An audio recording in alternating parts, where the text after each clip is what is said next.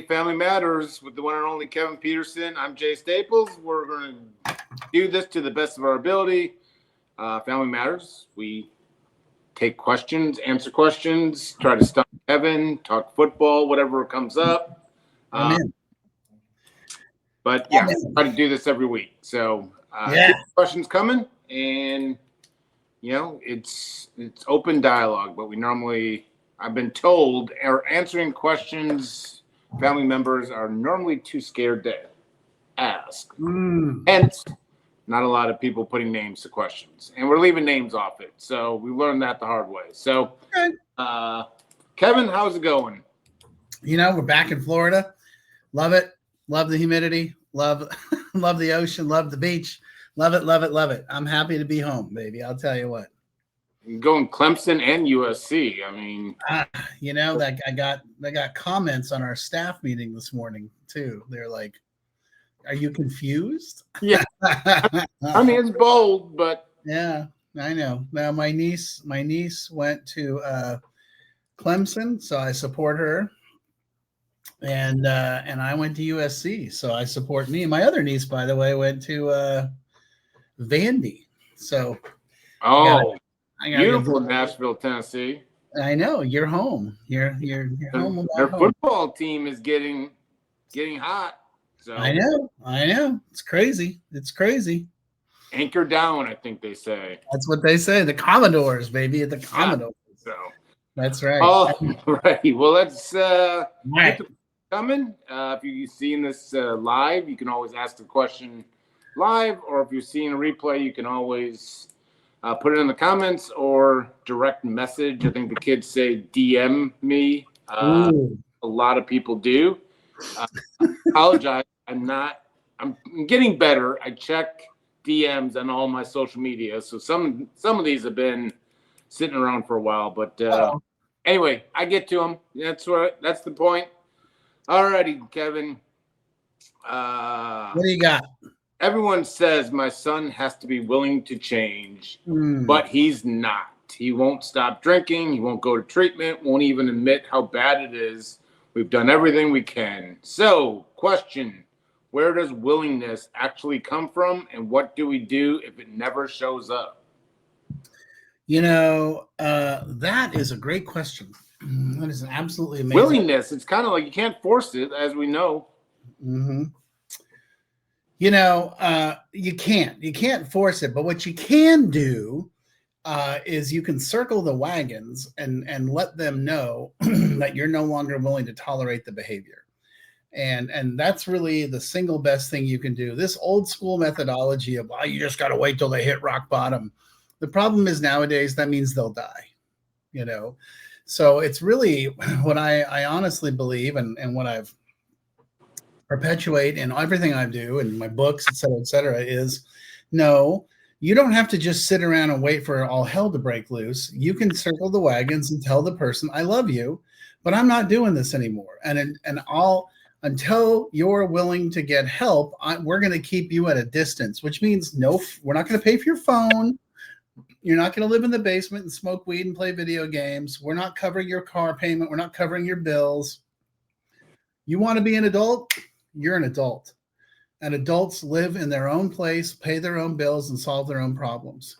And if you find that you're struggling with your substance abuse issues or your mental health issues, and that's preventing you from getting that accomplished, we would be happy to help you address those issues. But until you're ready for that, we're just going to keep you over here and respect your choices. That's how I handle it.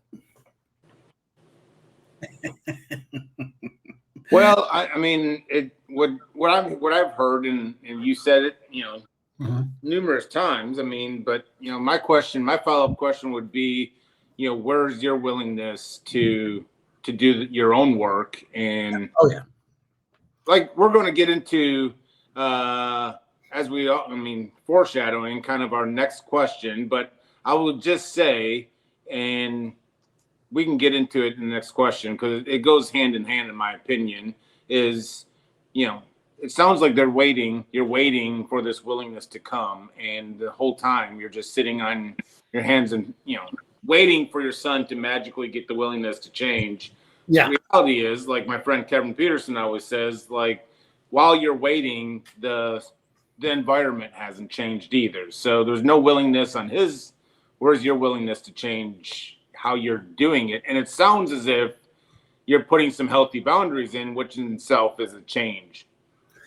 Right. In order to do that, in order to set the healthy boundaries, you're going to have to address the family system and say, okay, so what you're telling us is in order for the best way we can help him is to take care of ourselves. And I was just having this conversation last night with a parent. And I was like, hey, then the number one thing you can do is take care of you. You know, go to therapy, go to 12-step meetings, do some homework, do some reading, get engaged. And because what's going to happen is your loved one who's struggling is going to notice a change in your behavior. And when that happens, that's when everything starts to shift. The old school methodology is, again, waiting around for the other person to change. That's you're in for a long wait, you know. But if you change and change the way you're dealing with them, that's really where the real miracle can occur. Because they'll notice, they're like, hold on, wait a minute. You know, nobody's giving me everything I want. So, you know, why aren't you giving me all the stuff I normally get? And it's like, oh, no. You know, you're capable. If you're capable of spending your day, you know, doing drugs and drinking, then you're capable of getting a job and doing your own and solving your own problems. Yeah. I heard someone say you want to grab an addict's attention, stop talking about them. So stop having that family just nonstop talking about Johnny's addiction, and you'll grab his attention when he realizes people are going on with their lives and their family. So yeah.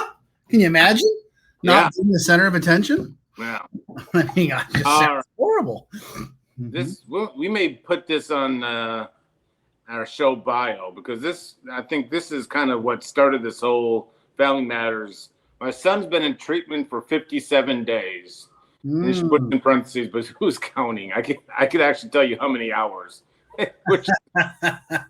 And while he's getting help, my marriage is falling apart. I didn't realize how much of our energy went into managing him.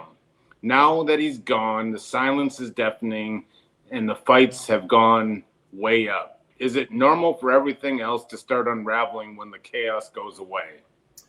Well, I'm guessing what she means is that within the family. So he or she, sorry. It's a wife. Yeah.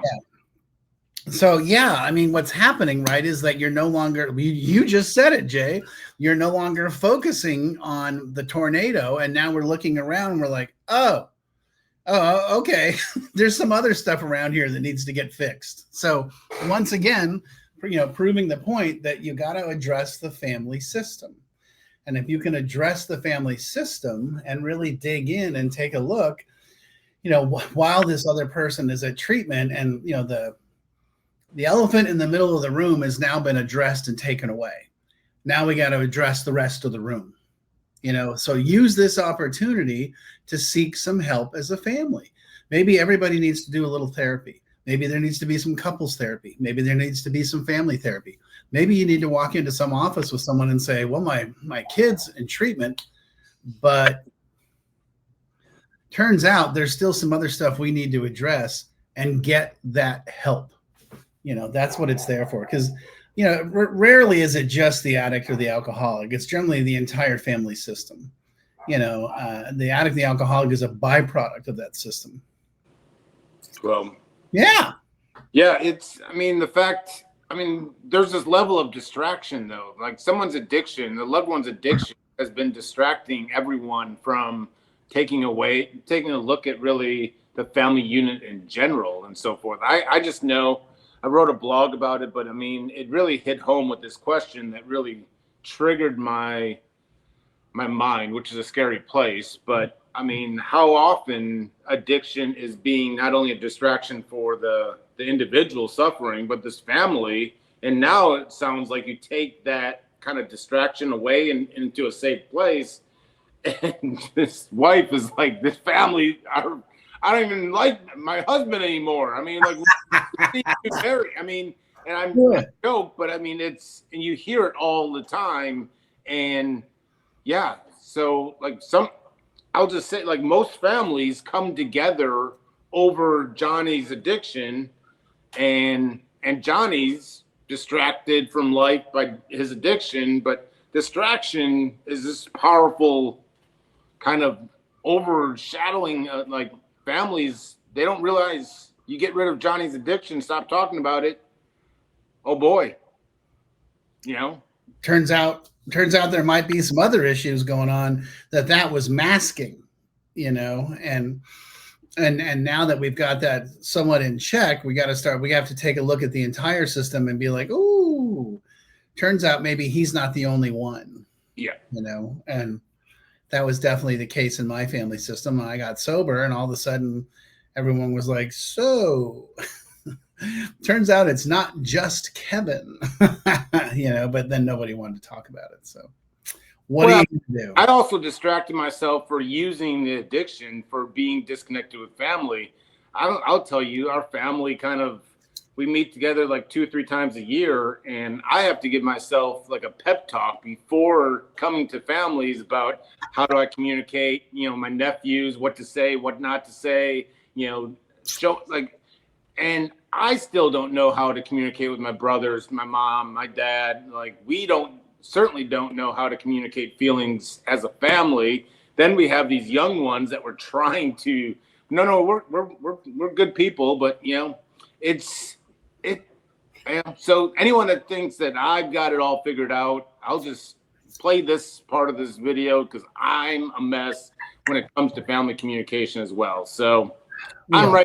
I could be writing into these questions. Are you writing the questions, Jay?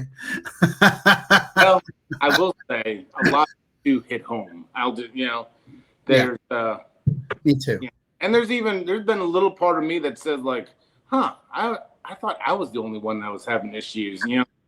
This is people normally early in recovery, and I think I'm coming up on 17 or 18 years, but don't give up hope. I'm sick, Put work in.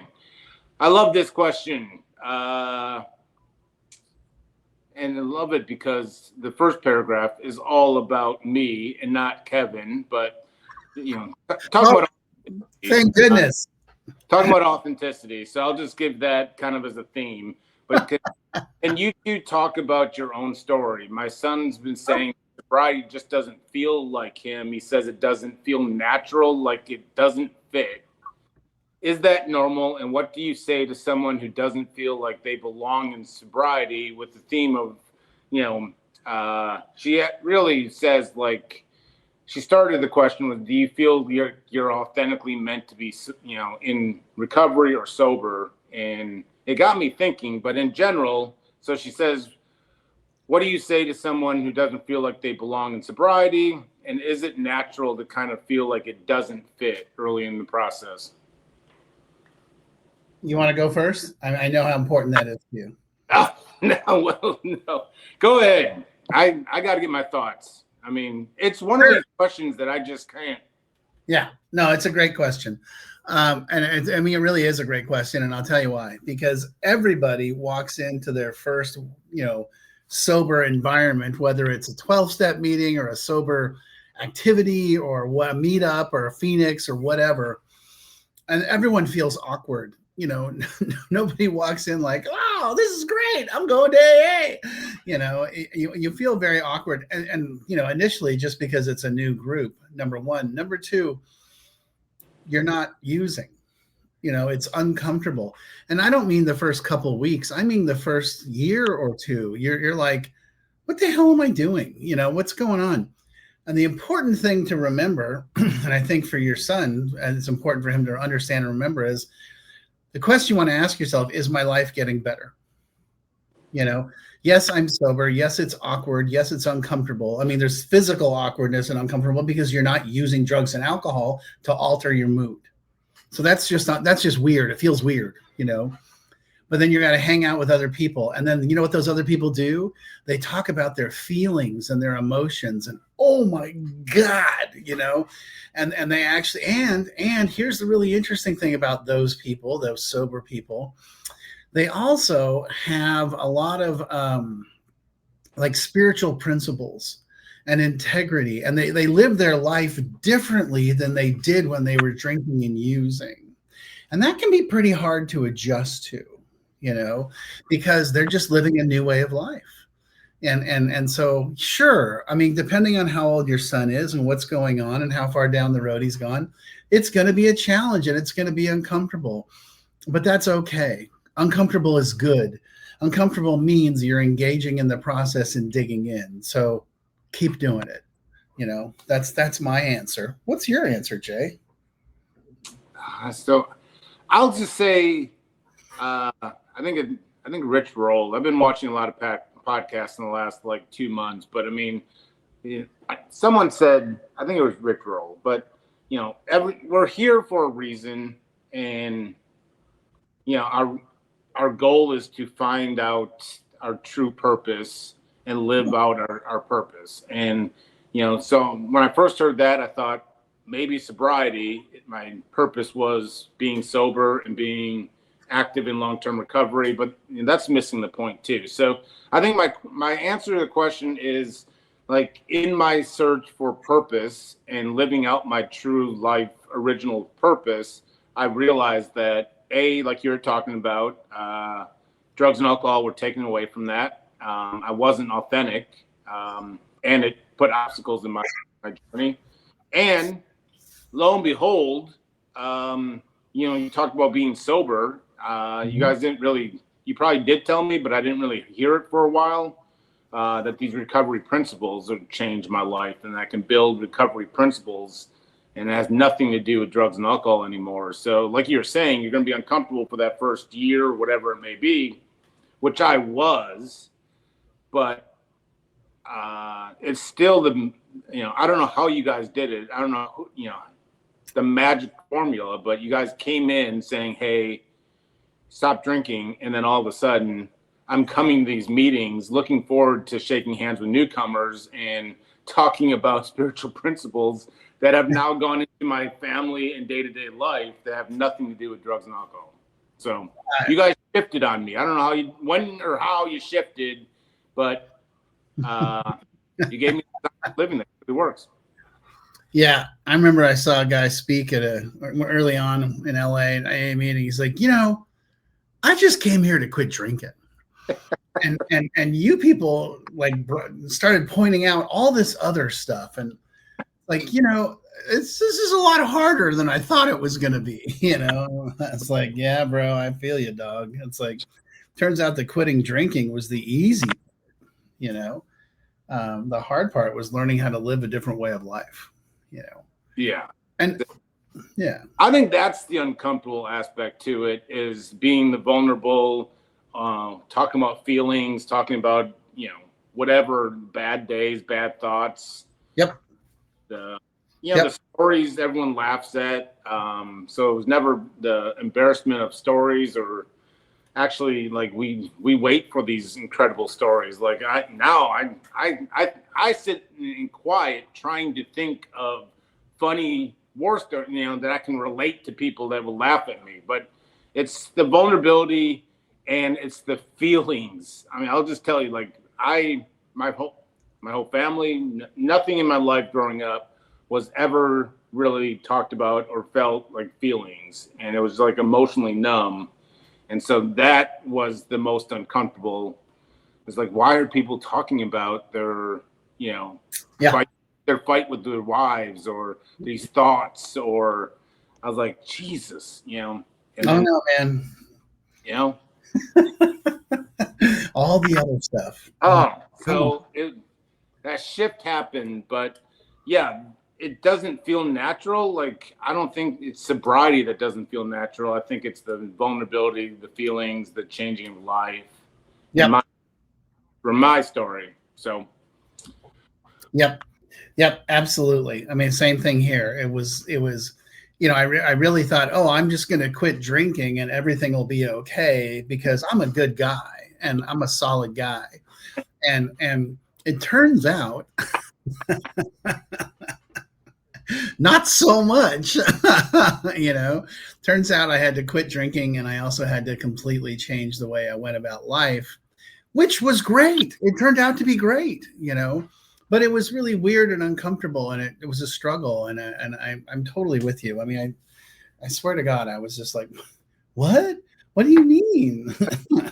I'm a good person. And they're like, yeah, but you do stupid stuff. I'm like, yeah, can't argue with that. So. And the reason I was doing some of these things, I mean, just the whole, like, I don't want to ruin it for anyone trying to get early in recovery, but there's like these resentment inventories, there's these fear inventories, there's these, you know, shame kind of inventory, there's amends.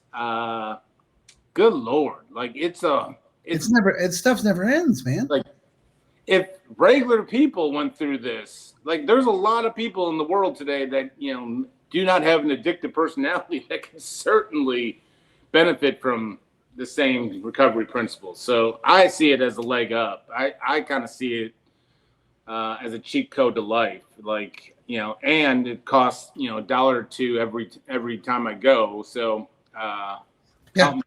So. And they're also real clear. If you ain't got no dollar, don't worry about it. You know. So. Yep. All righty, Kevin. Another week. You can take the rest of the day off, of course, because locked in. So tell your bosses. We do this every week to the best of our ability in the Thursday-ish. And keep the questions coming, and we'll keep doing the show. Kevin, I'll see you later. All right, my brother. Good to see you. Thanks for talking to me today.